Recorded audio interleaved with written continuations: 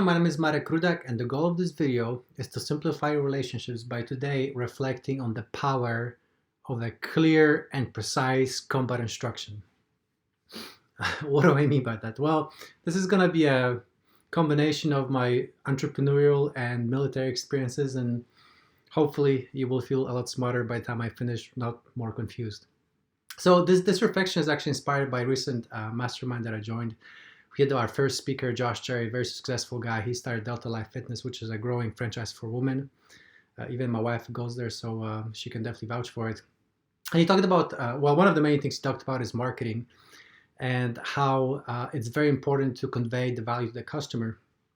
And the example that he used was actually of a water bottle, right? I mean, if you think about it, there's so much work that has to go into getting a water bottle ready to be purchased at the supermarket. You have to have watering source, bottling source, you got to bring it together, all the computers for the barcodes to go through, as well as the the recruitment of the person that swipes that water bottle so you can purchase it.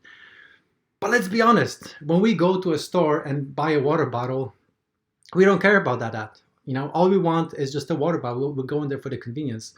So in other words, the best thing to do is put a cooler with a water bottle right next to the register rather than tell everybody a story of how much effort it required to get that bottle out to the market. Let me give you a second. I need to let my cat out. Lily. Okay, now I'm back. And so and this also reminded me of my time in infantry when I used to have this one battalion commander, man. That guy was super loud. He would just talk so loud that you actually have see the spit coming out of his mouth. But he was a very, very great leader, very sharp guy. And he always talked about, remember, he's like, he called me Mac. He never really understood that my name is Marek, but he called me Mac. He's like, Mac, make sure you issue a clear and precise combat instruction. Well, of course, yeah, because when the bullets are flying, the last thing you want to do is be figuring out what is this, lieutenant or whoever telling you to do. But, the value of messaging made me reflect on, well, if it's so simple, why is our tendency to overcomplicate and kind of put in the extra background whenever we talk about things, whenever we're trying to convey our message? And let me know if you have a different idea, type it in below. But I'd argue that the reason why we don't have a natural tendency to issue those clear and precise combat instruction, whether it's on battlefield or marketing, is because we want to be seen and we want to be heard, and we want to convey the effort to the other person that we went through to get the job done. And that's why it's not so natural to us, because we were just so involved into that effort, and we want the appreciation of the other person or of the party or even our boss for the work that we've put in. So what's the solution? Should we just always go, for the clear and precise combat instructions, or give the unnecessary background? Well, I think that the solution is to make sure to understand the context.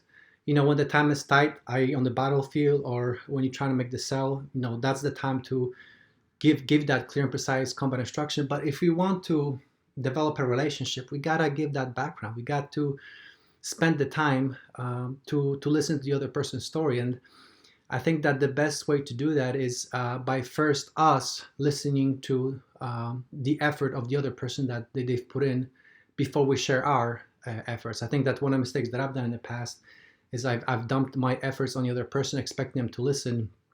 But how can they listen if you didn't take the time to listen to them first? Leadership by example.